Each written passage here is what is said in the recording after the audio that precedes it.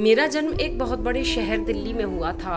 हालांकि मेरे रिश्तेदार गांव में रहते हैं, पर मैंने कभी गांव नहीं देखा था। कभी मौका ही नहीं मिला, पर अब जाके मिला था। सुना था गांव शहर से अच्छा होता है, वहाँ कोई भीड़ भाड़ नहीं होती, गांव में भोले लोग होते हैं। पर जो सुना था पूरा सच तो नहीं था।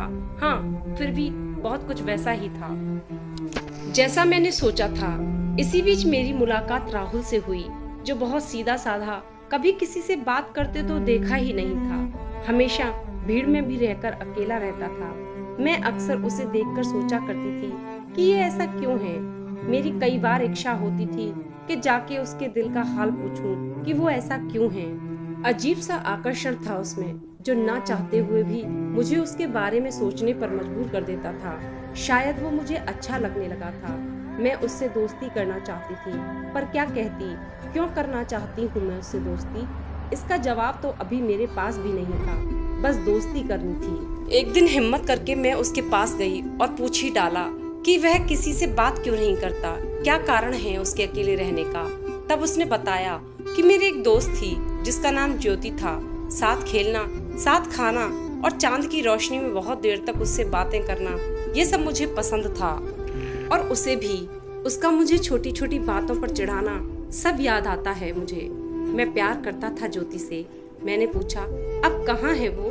उसने बताया कि गांव में एक बार बहुत तेज बारिश हुई, जिसकी वजह से गांव में बाढ़ आ गई और वो मेरी आंखों के सामने ही सामने बह गई और मैं कुछ न कर सका। उसने मेरा हाथ बहुत कसकर पकड़ रखा था। ऐसा लगा जैसे उसे लग रहा था कि मैं भी उसी बाढ़ में ना बह जाऊं। उसे ऐसा महसूस हो रहा था, मुझसे रहा नहीं गया और मैंने उसे कसकर गले लगा लिया और कहा कि मैं तुम्हें छोड़कर कहीं नहीं जाऊंगी, हमेशा तुम्हारे पास ही रहूंगी। न जाने क्यों मुझे उससे प्यार हो गया था। उसका वो मासूम चेहरा जिस पर कोई मुस्कुराहट ना थी, अब मेरा मकसद उसके चेहरे की वो खुशी लाना था जो बाढ़ के साथ कहीं बह गई थी।